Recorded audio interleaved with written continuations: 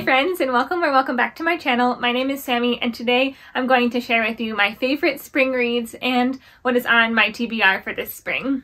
I really love to read based on my mood or based on really like the season, because I really like to romanticize the season that I'm in.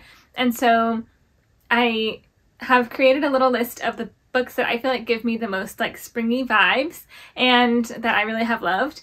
And so that's we'll start out with the video with a little bit of a recommendation list, and then we'll do the books that I'm planning to read this spring. And some of those are not quite springish, but just books that I'm really looking forward to. So I hope that you'll get cozy, maybe grab yourself a cozy blanket and a warm beverage, and let's get to it. Cheers!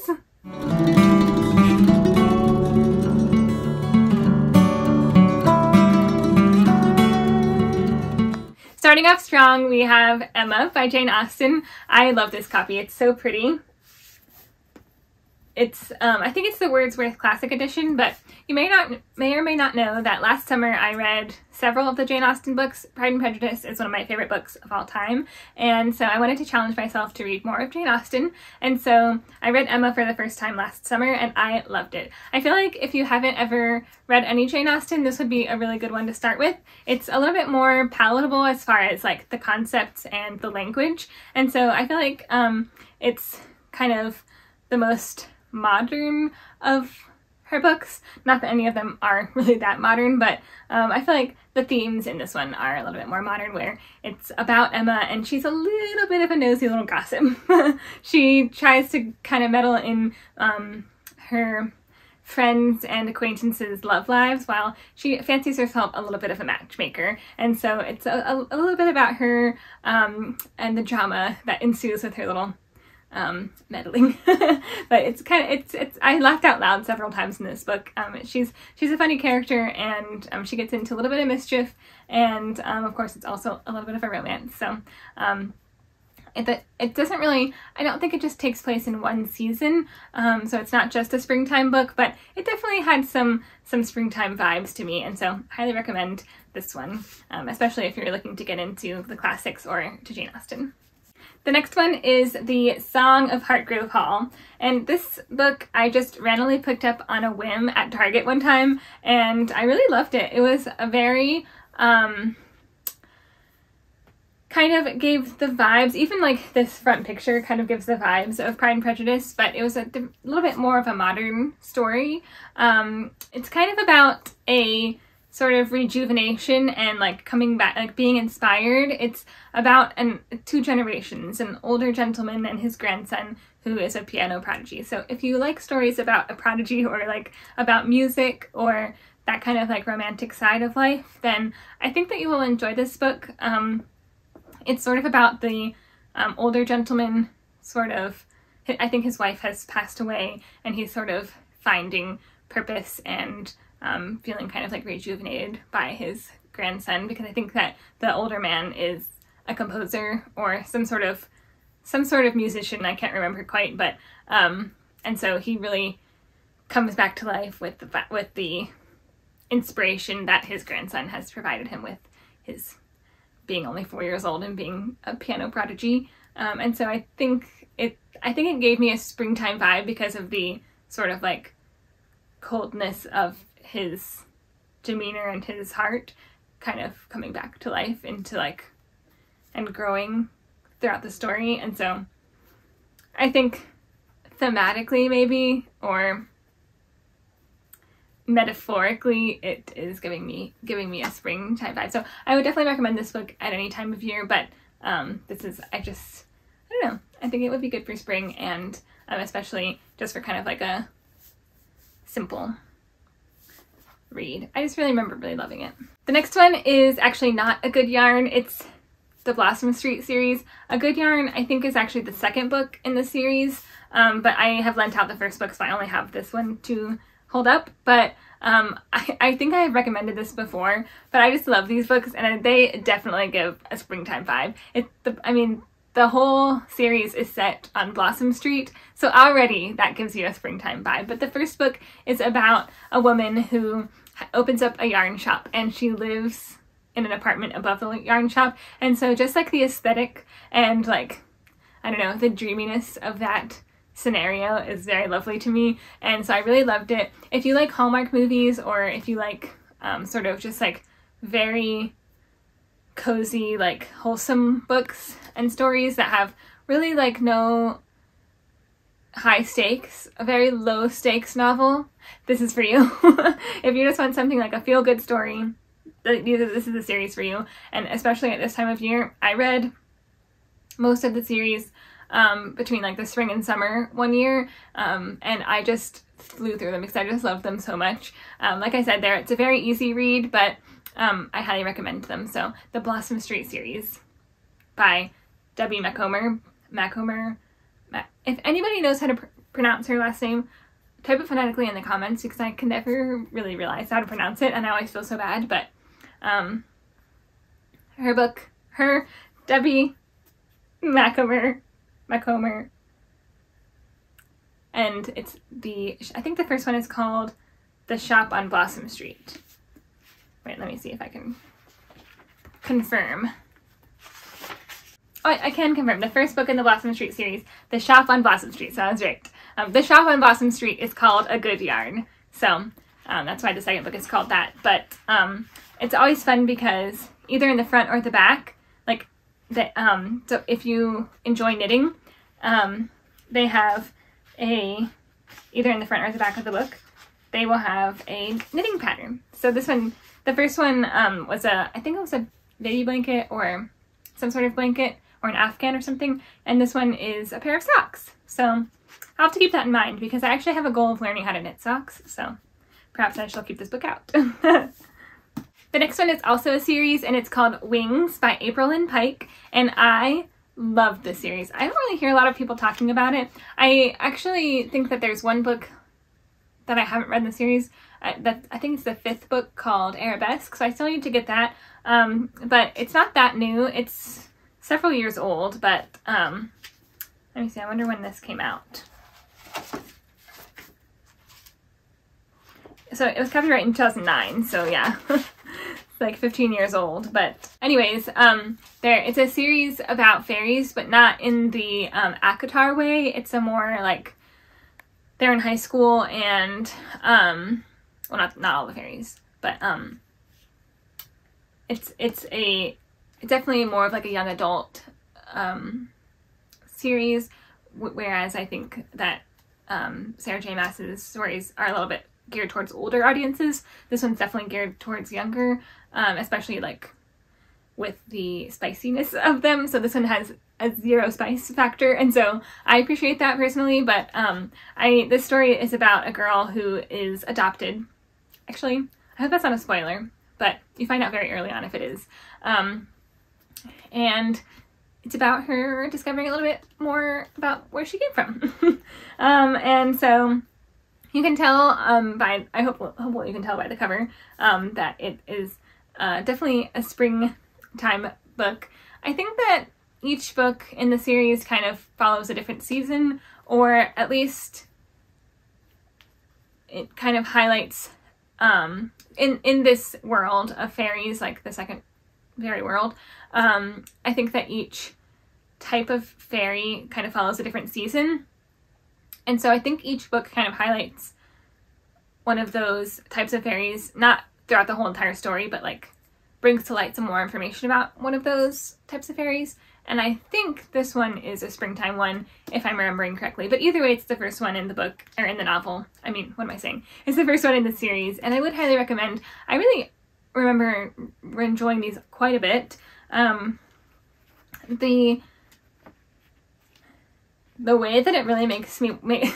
It was funny because the girl, the main character, was drinking like a lot of Sprite. And it's kind of one of those books where it describes it in like a really specific way that like I was finding myself really craving Sprite, which was really funny. But anyways, and fruit, a lot of fruit. So I feel like the way that her writing was really put you in the story, and also it was I don't know. It's like one of those books, you know, whenever you're reading a book about like coffee or about like baking, and then you're just suddenly like, you're just mouth is watering, like ready to have a cookie. Like that's like this book, but with fruit and like more of like light springtime things. anyways, that was at least my experience with reading this book. I'm not sure whether I described it very well, but Wings by Aprilynne Pike I would highly recommend, especially if you're looking for kind of like a softer fairy type of book. The next book I'll recommend is Little Women by Louisa May Alcott, and I just love this copy. It's the Puffin and Bloom collaboration with Rifle Paper Company, and I love it so much. But I have actually I've started reading it, but I haven't finished it yet, so but I will still recommend it because I just love it. I feel like it's really kind of good for any season, but I think especially like either springtime or Christmas time, because there's both really good I don't know, scenery for both. I kind of feel like it's good for all the seasons, but the cover kind of made me think that it would be a good recommendation for springtime. So if you don't know, Little Women is about 4 sisters and all the little mischiefs that they get into as they grow up and as they sort of find out who they are. So highly recommend this one, especially if you are looking to get into the classics. This is another classic that I would say is a little bit more palatable than something like Anna Karenina or something like that. I think this one is a little bit easier to get through, even though it looks quite long. It looks really long, but really it's just like the words are quite large in this particular copy, so it's really like a smaller thickness of a book. But I'm going to read the quote on the back of this book because I feel like this is also another reason why I feel like this is a good choice for springtime. It says, "Life and love are very precious when both are in full bloom." So just because of that, I think that I thought this is a good choice for springtime. The last one for recommendations is The Secret Garden, and this one I feel like is self-explanatory as to why it's good for springtime. It's all about a garden, well, a secret garden that is. Of course there's more to the story than that, but I haven't read it in quite some time, so I think I might do a little bit of a reread if I can get to it this spring or summer. I think that it would be good to kind of refresh my memory on this one, but I just thought that this particular copy was really pretty. I found it when I was cleaning out a box of old books, and I thought it was time to pull it back out. So if you've read it, I'd love to hear what you think of it, but it's been so long since I've read it, I really can't tell you much about it other than I know that it has something to do with a garden and that there are kids, but that's kind of all I remember about it. But it's still a recommendation because it's a springtime type of book, I think. Anything with flowers seems kind of springy, I think. Okay, and I lied, I have actually one more recommendation, but it's also transcending into the books that I'm planning to read this spring. So my next recommendation is Anne of Green Gables, and I will continue to recommend this probably on every single list I ever can make, especially when it comes to the aesthetic or kind of like trying to find something that follows the vibe of a certain season, because the way that Ellen Montgomery describes seasons through Anne's voice is really magical, and I think that she does a really good job of doing that for springtime and fall time specifically. So, but Anne of Green Gables is one of my all-time favorite books. I just love it so much. The way that Anne is so good at romanticizing things and seeing the beauty and the magic in the tiniest of little details. She's just the best character ever. So, but I have obviously already read this, but I'm on the 4th book in the series, so Anne of Windy Willows, and just look at the cover. I mean, if that doesn't scream spring, I don't know what does. So I will be finishing, I think I have just barely started it, so I'll be finishing this book this spring and maybe moving on to the next one, we'll see. But I would definitely recommend this one, and then we're moving on to my list, so I'll be reading this one. I've also been really inspired to get into poetry, so I found this copy of poems by Emily Dickinson, and so I think I've been a little bit inspired because of Taylor Swift's new album that'll be coming out soon, and so I want to start reading more poetry, and so I think this little copy, I think I'll maybe just read a few of her poems just to see how I like them, and hopefully some of them will be a little bit springtime-ish, but I'm not really sure, but we'll see. If you have a favorite poem or a favorite poet, let me know below. I'd love to hear, because like I said, I'm trying to get more into poetry. Right now, like really the only poet that I really love is Robert Frost, and I feel like that's sort of just like the tip of the iceberg. So let me know below if you have a favorite poet. The next book on my TBR is The Hobbit. This copy is quite large, so I'm not sure whether I'll get through the whole thing this spring, but look how pretty it is. I just loved it. I treated myself to it after Christmas because I knew that I would want to be reading it this spring. I actually, I don't know anything about the Lord of the Rings or The Hobbit. I think I've watched some of the Lord of the Rings movies like a really long time ago, but I really hardly remember anything other than that I was quite scared of the one character with the ring. I can't even remember his name, but I was a little bit scared of that. I think maybe I should watch it now that I'm in my 30s. But it was quite a long time ago that I watched it. I was probably like, I don't know, 15 or something. So I think I would give it another try. But in the meantime, before I work myself up to that, I think this is a little bit of a cozier version of that. Hopefully. I've heard such cozy things about it. I love that hobbits have second breakfast. I think that's so fun. And so that's like kind of the only thing I know about it, is that they have second breakfast and that they're cozy. But I feel like that just really sounds all good. So I'm gonna read at least part of this spring. I don't know, I think it's the illustrated version, so I'm excited to see the art and to learn more about what this world is about. Because I know that a lot of people say that the world building is so good in the Lord of the Rings universe or whatever, so I'm excited to learn and see more about that. So plus just look how pretty it is. I feel like that's like a cover buy for sure. Okay, I'm bringing back out my big copy of my complete Jane Austen works, because I believe, if I'm not mistaken, that the last book in this complete works is called Lady Susan. Yes. Okay, so I recently told someone that I would also read Lady Susan because they just started reading it, and so I've added that to my TBR because I want to, I want to fulfill my promise to them, and also I want to continue on my Jane Austen journey, and so I shall be reading the last book in this complete works, and then I think that will be every single one except Northanger Abbey. I still haven't read that one, so we'll see when I get to it. Maybe it'll be the fall time again. We'll be on my TBR then again. But my intention is to read Lady Susan. I actually have no idea what it's about, so but I know that I will probably enjoy it because I have enjoyed every single one of Jane Austen's novels so far. So but I think it's one of her shorter ones. I think it actually it might be her shortest one. I'm not 100% positive about that, but I'm looking forward to it nonetheless. And the next book on my TBR is King of Scars by Leigh Bardugo. This is, I think, the 6th book in the Shadow and Bone universe. It follows the Six of Crows duology. This one is what comes next, and it's a duology with the King of Scars and Rule of Wolves.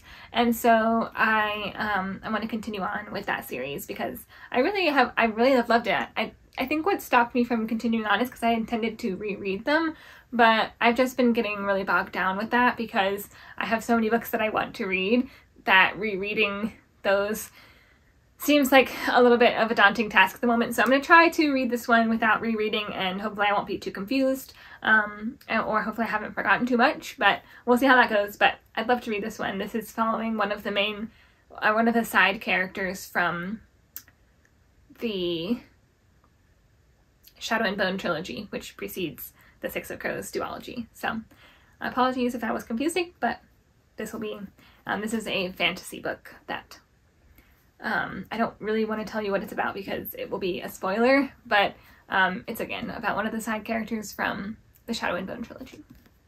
Follows his journey.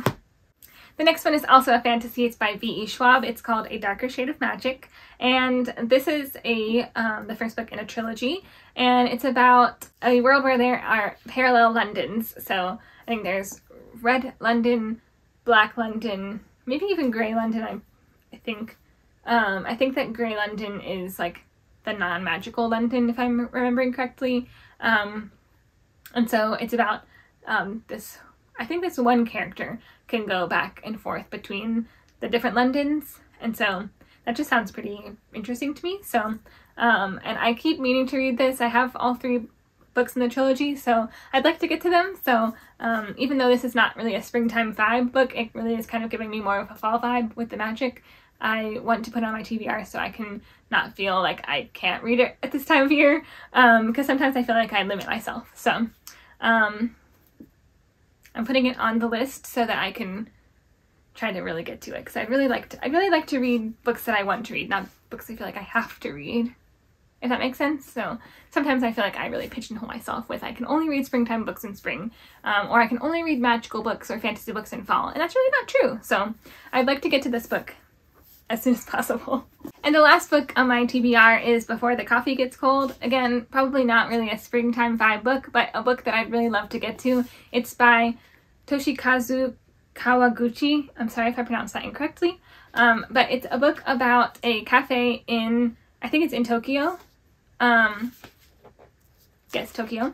And it's about a cafe in Tokyo where you have the ability to go back in time, but you only have the amount of time that it takes for your coffee to get cold in order to come back. So, to present time.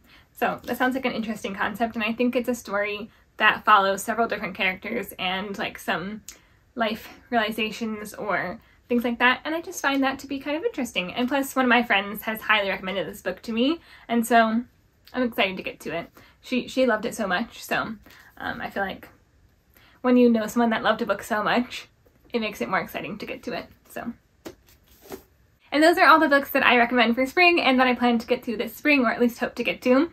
I hope that you got some ideas or some inspiration. If you have some books on your TBR or some springtime favorites, I'd love to hear them below, so please comment them. And I look forward to seeing you in the next one. Stay cozy!